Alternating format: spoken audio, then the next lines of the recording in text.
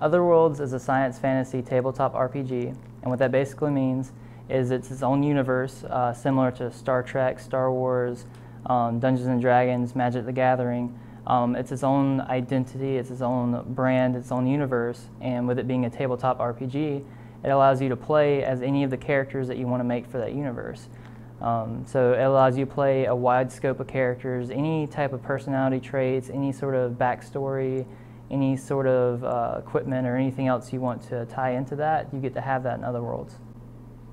The tabletop RPG is a role-playing game that you play on a tabletop, such as your desk, or you can even play it on the floor even, or whatever, with your friends.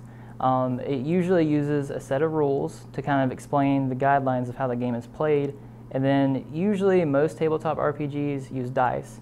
In Otherworld's case, you usually want to use dice. It's a D6 system, so that just means that you usually want a bunch of D6s, which are 6-sided dice, and you just kind of follow the rules. So whenever you attack an enemy, you roll the D6 and you apply it to your attack or your strength or whatever's needed for that roll. And it's sort of like playing a board game without having to need the board. It's a lot of fun, and I highly suggest you play a tabletop role-playing game if you haven't already.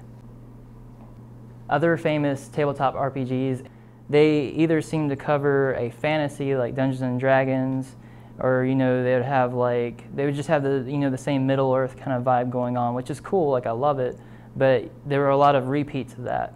And then from the other side of the spectrum, for the science side of it, there was a lot of science horror kind of stuff going on, like aliens and stuff.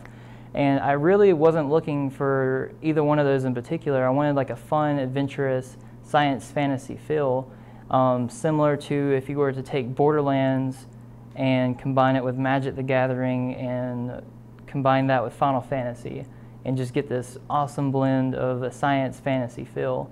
And that's really what I was trying to achieve in Otherworlds that I feel like wasn't already out in the market. So that's why it's not only been in development for 2 years, but over that 2-year period of time, I played a lot of Dungeons & Dragons, Pathfinder, Shadowrun, and all these other tabletop games. I was like, okay, I see where my game's messing up. This is how I can fix it. And I incorporated some elements that I liked and kind of changed them to fit the skeleton of the Otherworlds build. And I think incorporating all these different elements from the creative and design perspectives has really made something unique. In the 2 years of playtesting, I've not come across the same 2 characters twice. Every character has been unique and different. Even the ones that sort of both resemble gunslingers have been not only different on a character level, but different on a gameplay and mechanical level as well, which is really what I wanted to achieve, because I hate playing games where if you play as the same type character as another person, you have one route to go, that's the best route to go, and if you're not playing that, then your character is crappy. Or even the fact that you're just playing the same thing as someone else.